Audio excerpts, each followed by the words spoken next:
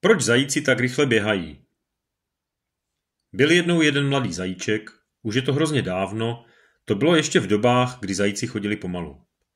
Ten náš zajíček to byl takový neposeda. Jednou válel sudy z kopečka, kutálel, až narazil na bodlák. A tuze se o něho uhodil. Posadil se, podrbal se za uchem a povídá. Bodláku, ty jsi tak silný? I toto. Kdybych byl silný, vyrostl bych sám, nepotřeboval bych, aby mi slunce pomáhalo. Odpověděl bodlák. Zajíček šel ke slunci a ptá se. Slunce, ty jsi ze všech nejsilnější?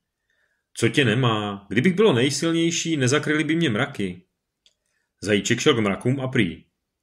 Mraky, vy jste ze všech nejsilnější? Ba ne, kdybychom byli nejsilnější, nerozehnal by nás vítr. Zajíček šel k větru. Větře, ty jsi ze všech nejsilnější? Ani nápad. Kdybych byl nejsilnější, nenarovnala by se tráva, kterou ohnu. Zajíček šel k trávě a optal se. Trávo, ty jsi ze všech nejsilnější? I kdybych byla nejsilnější, nespásala by mě kráva. Zajíček šel ke krávě a zase spustil. Krávo, ty jsi ze všech nejsilnější?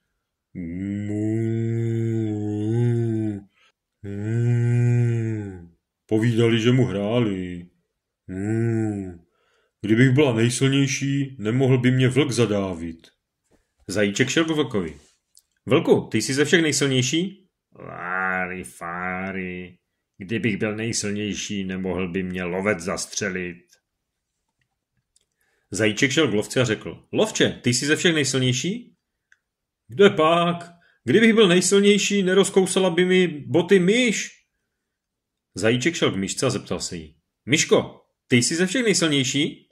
Co tě vede? Kdybych byla nejsilnější, nebála bych se starého kocoura. Zajíček šel tedy za starým kocourem. Starý kocoure, ty jsi ze všech nejsilnější? Ale starý kocour nic. Byl totiž hluchý.